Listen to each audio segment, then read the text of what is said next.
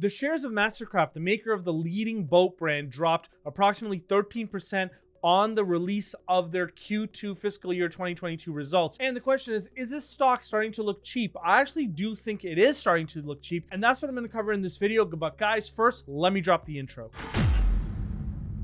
All right, guys, let's get right into this one. So you can see here that the shares dropped approximately 13% for Mastercraft on the release of their fiscal year 2022 results. And why did that happen? And if you're not familiar with Mastercraft, these are the types of boats that they make. So you see that they have the Mastercraft brand, the Nautic Star Boats brand, the Crest brand, and the Aviera brand. And notice that Mastercraft still has the #1 market share relative to their competitors, and they're pulling away with it. They're actually growing market share even in this environment. But note that the shares are actually down approximately 26.5% year to date. So what's happening? What's causing the shares to come down? Well, it comes down to the weakness in the sales and the forecast. Now, I will get into that in a second, but I do want to show you that Mastercraft Boat Holdings is now the 7th cheapest stock on the tracker that the Patreons get access to.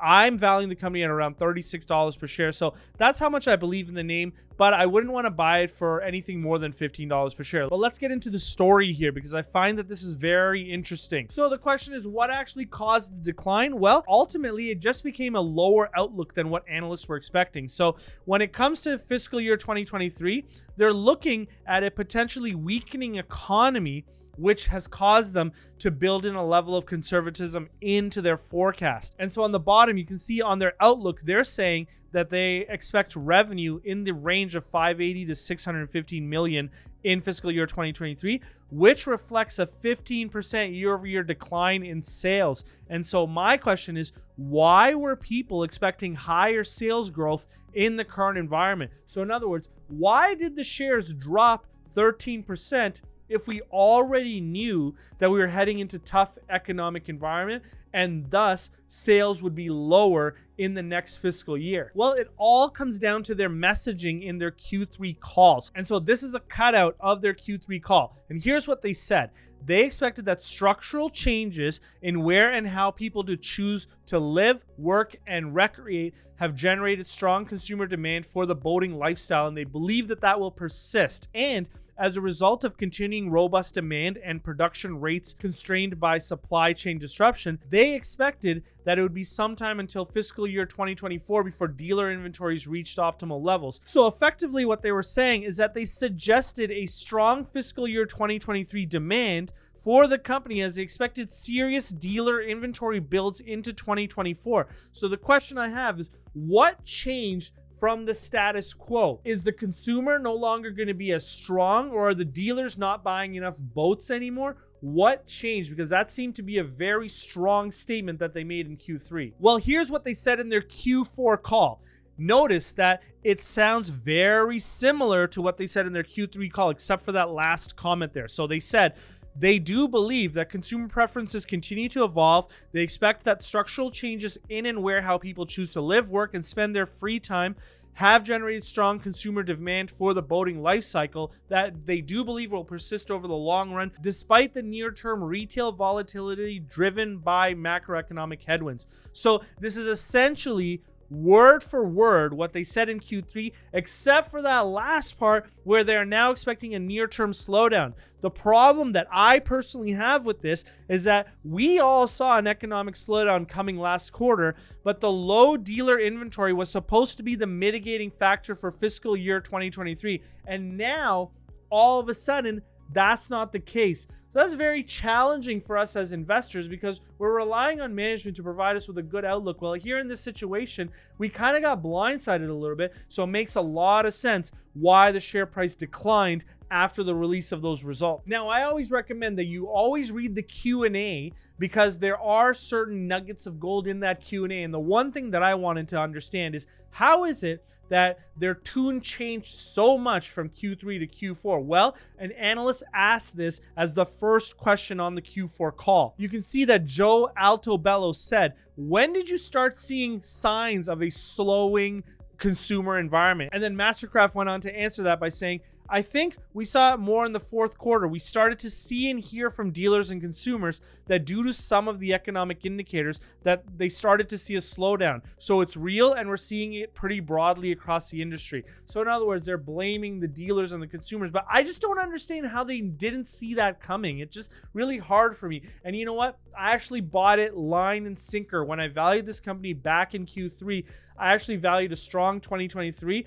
Luckily for me though, I valued in a very weak 2024 and thereafter, and thus my valuation didn't move a lot. I didn't end up buying the stock anyways because it was a little bit higher on a share price to intrinsic value than I wanted it to be. But thank goodness that I foresaw that and impacted their valuation in that way. And now when it comes to valuing them out with this information, I'm going to be valuing 2023 much lower, and then 2024 will just be a little bit of a boost. So it sort of nets itself out. But that's another reason why I always believe that when you guys value companies out, you need to be pessimistic because anything can happen and you can get blindsided like I did in this situation. Now, they did go on to put a little bit of a bow on this. So they did say that as they're scrambling to provide dealers with inventory to have enough for the selling season, it's kind of a situation where instead of having 5 leads, they're having 2 leads, but the dealers can still sell every boat that they're receiving. So that's kind of the attitude that they're hearing. And what they're really saying is that their forecast of lower revenues, not really a reaction on dealer sentiment.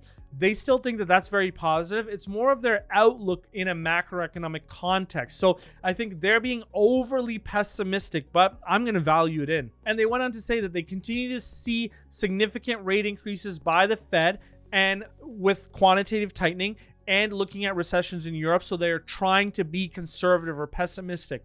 So that's not a bad thing. The question is, how am I valuing this opportunity out now with this information? And before I show you that valuation, I do want to point out that approximately 80% of the watch time on this channel is from people who are not subscribed. So guys, if you have the opportunity, please hit that red subscribe button. Now let's jump right into my valuation of Mastercraft boat holdings. So you can see that lower sales should help support margins, but the operating margin could decline further. And what do I mean by that? Well, in fiscal year 2023, you can see that I've reduced their revenue by 15%. In fiscal year 2024, I'm not growing that revenue at all. And in fact, I could reduce it even further, but I'm not going to. In fiscal year 2025, I'm increasing the revenues only at 5% a year. So all of that positive dealer sentiment or inventory build is completely gone from my model, which is what I had previously in the model. Now I'm just completely modeling this based on consumer expectations. So notice that in fiscal year 2023, I'm keeping their gross margins low, and in 2024, I'm keeping them low. The gross margin ticks up only to 24% in 2025, and then I just keep it at that level thereafter. But notice, I'm getting very pessimistic on them on their SG&A. I do believe that the SG&A in fiscal year 2022 was low relative to historical context. And so I actually took that SG&A up to 9.5%. They could absolutely outperform this, but I do not want to build into my valuation an expectation that they are going to do this. And so notice that my operating profit margin is 8.7% or close to 9%, whereas in the last couple of years, they were well into the double digits, but I'm not going to forecast that. And what does the valuation look like? Well, you can see using a terminal multiple of 15 times earnings and penalizing them for the debt that they have on their balance sheet, I'm valuing them at approximately $36 per share. Relative to their current share price of $21 per share, the company's trading at approximately 60% of their intrinsic value. I would love to buy this name at $15 per share or under. I don't have any boat manufacturers in the portfolio. I do have some RV manufacturers in the portfolio, so I'd love to have some boat manufacturer exposure as well. I just love that outdoor business, and I'd love to be an owner of it. Now, because the share price is not exactly where I want it to be, I did want to look at the cash secured puts to see if there's a way that I can enter into this using those, and I want to show you those. And it looks right now like it doesn't look like you can get in at the moment, but what I'm trying to go after is if you can sell the January 2023 cash secured puts for a strike of $15 per share for a premium of $1 per share, that would reflect a premium of approximately 18% annualized and a net purchase price of $14 per share, or 40% of its intrinsic value. So this is the type of opportunity that I would be interested in. The other thing that I would be interested in is longer dated cash secured puts. I'd love to get a cash secured put that's a year out, but I'm just not seeing them available for this name, and that's fine. Now, the question is, how do you get access to my Mastercraft model to see this for yourself? I valued other boat manufacturers as well, so there's a lot there in the tracker that the Patreons get access to. Well, you can get access to all of those models at the lower tier of the Patreons, and if you want to join us for an epic live presentation, you should join us at that upper tier. Now, another opportunity that I'm seeing is closer to home in Canada in the luxury jacket space with Canada Goose, and I actually recently did a video on them, which you can link to right here.